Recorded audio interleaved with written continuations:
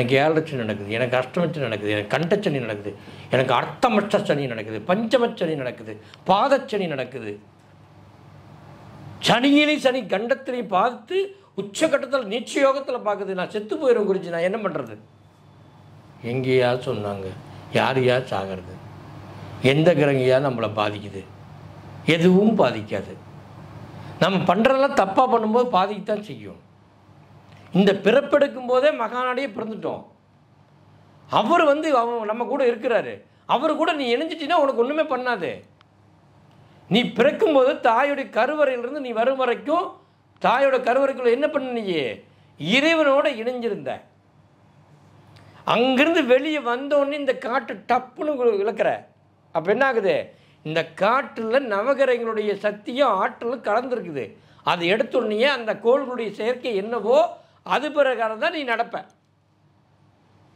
உனக்கு ஏன் ரத்தம் அதிகமாக ஊறுதுன்னா செவ்வாய்க்காரகன் அதிகமாக இருந்தால் ரத்தம் ஊறும். ஏன் எனக்கு குழப்பமாகவே இருக்குதுன்னா ராகுவோட திசை நடந்துட்டு தான் எனக்கு நடக்கும். ஏன் எனக்கு அப்பப்போ டென்ஷன் ஆகிட்டே இருக்குன்னா கேதுவோட இது வந்தால் டென்ஷன் வரும். அப்போ எனக்கு நிறைய பணம் வந்துகிட்டே இருக்கு குருஜி. அப்போ குருவோட சக்தி இருந்தால் பணம் வந்துக்கிட்டே இருக்கும். அப்போ இந்த நவகிரகங்களுடைய தோற்றம் எப்படி இருக்குதோ அப்படித்தான் செயல்பாடு இருக்கும். இதையெல்லாம் மீறி நான் எப்படி ஜெயிக்கிறது? இப்போ நல்லா ஒரு ஜோசிட்டு போனேன், ஜாதகம் பார்த்தேன்.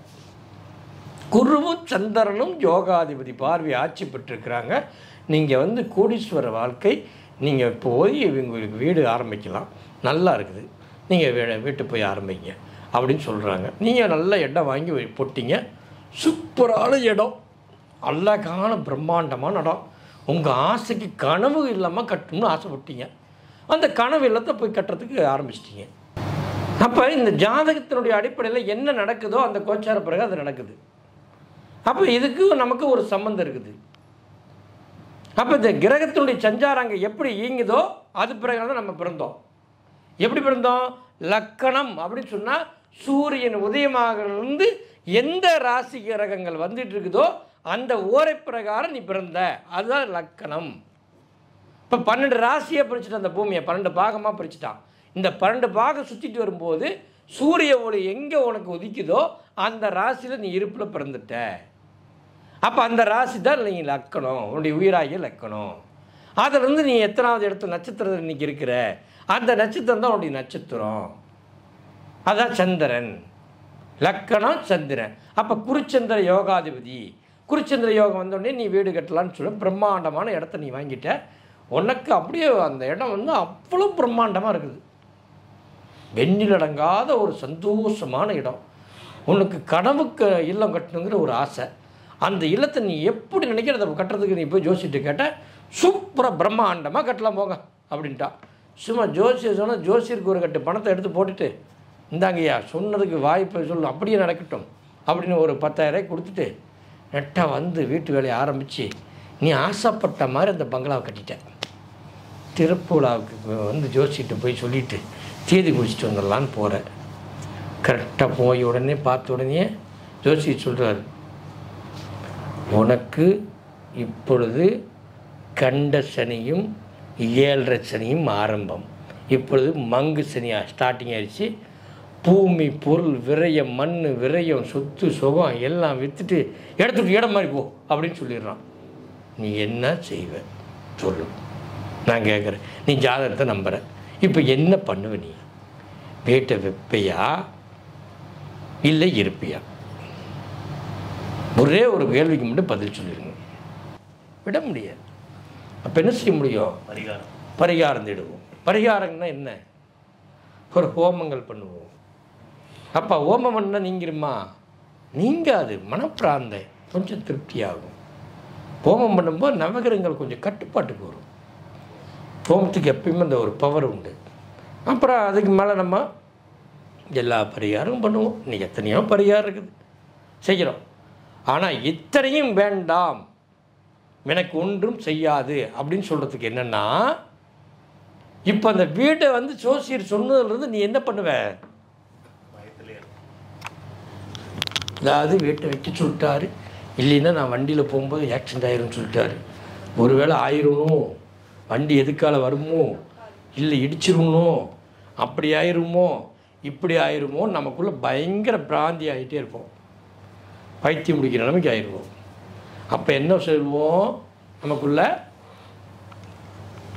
எதிர்பார்க்காமைய ஆக்சிடென்ட் ஆயிரும். அப்போ இழப்பான உடனே என்ன செய்வோம், ஆக்சிடென்ட் ஆனோம், ஜோசி சொல்ல சரியாக போச்சு, ஊர் ஊரை ஜோசியர் பெருமை சொல்லிட்டு போ.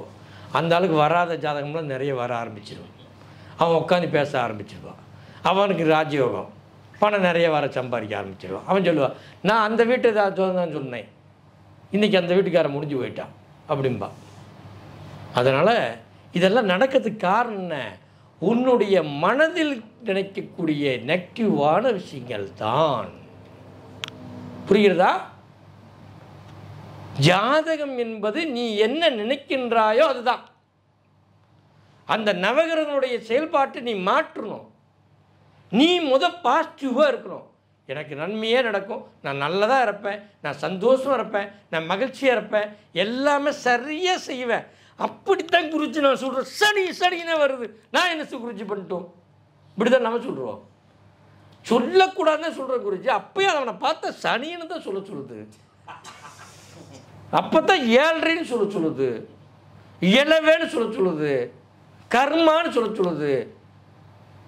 துக்கத்து மேலே துக்கமே தான் பேசுகிறேன். என்னால் பேசாத இருக்க முடியலையே, பேசி பழகிட்டேன் நான், என்னை அறியாமே அதை பேச வைக்குத. இதுதான் நவகிரகத்தினுடைய தூண்டுதல். அப்போ உங்கள் மனம் மாறணும். அப்போ மனம் மாறிச்சுன்னா என்ன ஆகும், உள்ளிருந்து வரக்கூடிய சக்தி எல்லாமே பாசிட்டிவாக வரணும். உள்ளே எல்லாம் தப்பு தப்பாக தோணுது, வெளியெல்லாம் பார்க்கறதுக்கு சிரிச்சு சந்தோஷம் கையெடுக்குது. வாங்க வாங்க, எப்படா வந்த, என்னைக்கடா போவேன், ஏன்டா இங்கே வந்த, சிரமம் எடுக்குது, வாங்க வாங்க, 2-3 நாளைக்கு இருந்துட்டு போகலாங்க, இப்போயே போனேன்னா பரவாயில்ல, டீ மட்டும் வச்சுட்டு அதை குடிச்சிட்டு போயிட்டு. ஆமாம், இந்த மாதிரி உள்ளுக்கு பேசக்கூடியதை பாசிட்டிவாக மாற்றணும், நெகட்டிவானது வெளியேற்றணும். அப்படின்னா உங்களால் மாற்ற முடியுமானா மாற்ற முடியாது. ஏன் மாற்ற முடியாது? மூலம், ஆதி, அந்தம், பாதாளம், நீ எப்போ பிறப்படுத்தியோ அப்புறத்து கர்மா வருதுன்னு சொன்னேன். அத்தனை கர்மாவும் உன்னுடைய செல்லில் கோடிக்கணக்கான செல்கள் தங்கியிருக்குன்னு சொன்னேன். அந்த கர்ம வினைகள் அத்தனையும் உள்ள ஸ்டோரேஜ் ஆகிருக்குது. இப்போ என்ன பண்ணுது, சூரியன் அவருடைய சஞ்சாரம் 1 மாதம், அவன் என்ன செய்கிறான், சூரியனுக்கு உண்டான எண்ணமெல்லாம் எது டை அப்படின்னு போட்டுவிட்டுருவான் சூரியன்.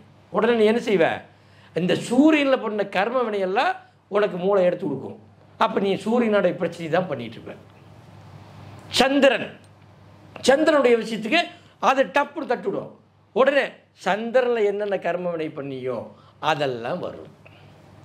சரி, செவ்வாயோட கர்ம வினையெல்லாம் வரும். இப்படித்தான் நவகிரகம் நடக்குது. அப்போ இதெல்லாம் நடந்தாலும் அந்த கர்மவினை இல்லாமல் தான் அது என்ன நடக்கும், உங்கள்கிட்ட இந்த ஸ்டோரேஜ் இல்லைன்னு வச்சுக்க, என்ன நடக்கும், நான் சொல்கிறது புரியுதா இல்லையா? 72,000 நாடி நரம்புலையும் கோடிக்கணக்கான செல்களில் ஒரு செல்ல கோடிக்கணக்கான கர்ம வினைகளை வச்சுக்கிற, அந்த கர்ம வினைகள் எல்லாமே நெகட்டிவாக வச்சுக்கிற, உனக்கு சூரியன் நடக்கும்போது விபத்து, விபரீதம், இந்த மாதிரி சூரியனுடைய தாக்கம், அக்னி உபாதைகள் இதெல்லாம் வரும்னு சொன்னால், அந்த கர்ம வினைகள் நீ முன்னாலேயே பண்ணி வச்சுக்கிற, அதுதான் இப்போ உன்னை தூக்கிட்டு வருது. அதுதான் நவகிரகம். ஆனால் அந்த கர்ம வினை இல்லாதந்தா அங்கேருந்து என்ன வரும், அங்கே என்னப்பா இருக்கும், அங்கே இல்லைன்னா காலியான இடத்துலேருந்து சூரியனுடைய ஆற்றல் வரும். அப்போ சூரியனுடைய சக்தி வரும். சூரியனுடைய சக்தி வரும்போது என்ன ஆகும், அங்கே என்ன நன்மை இருக்குதோ அதை மட்டும் தான் பேசும், தீமை இருக்காது, தீமை பேசாது. அப்போ பாசிட்டிவான விஷயம் மட்டும்தான் நடக்கும், நெகட்டிவான விஷயம் தான் விஷயம் தான் நடக்கும். உண்டா இல்லையா? இதுதான் ஜாதகமும் நவகிரகமும். நல்லா புரிஞ்சுக்குங்க. அப்போ அந்த இடத்துல இருக்கிற கர்மவினையை நீக்கிறது எப்படி, அது எது மூலிமா நிறுத்த முடியும், அதை எப்படி நீக்க முடியும்? வருஷமாகுமா குருஜி, இல்லை ஒரு 2-3 வருஷம் ஆகுமா, ஒரு 10 வருஷம் ஆகுமா, எப்படின்னு நீங்கள் கேட்கலாம். நீங்கள் போகும்போது உங்கள் கர்மவினையை நீக்கி தரேன், நம்புறீங்களா? நம்புறீங்களா நம்பலையா? ஒவ்வொரு மனிதனும் இந்த ஆன்மா, ஒவ்வொரு ஆன்மாவும் எனக்கு நன்றி சொல்லுவேன். அவ்வளோதான் விஷயம். எனக்கு வேறு எதுவுமே தேவையில்லை.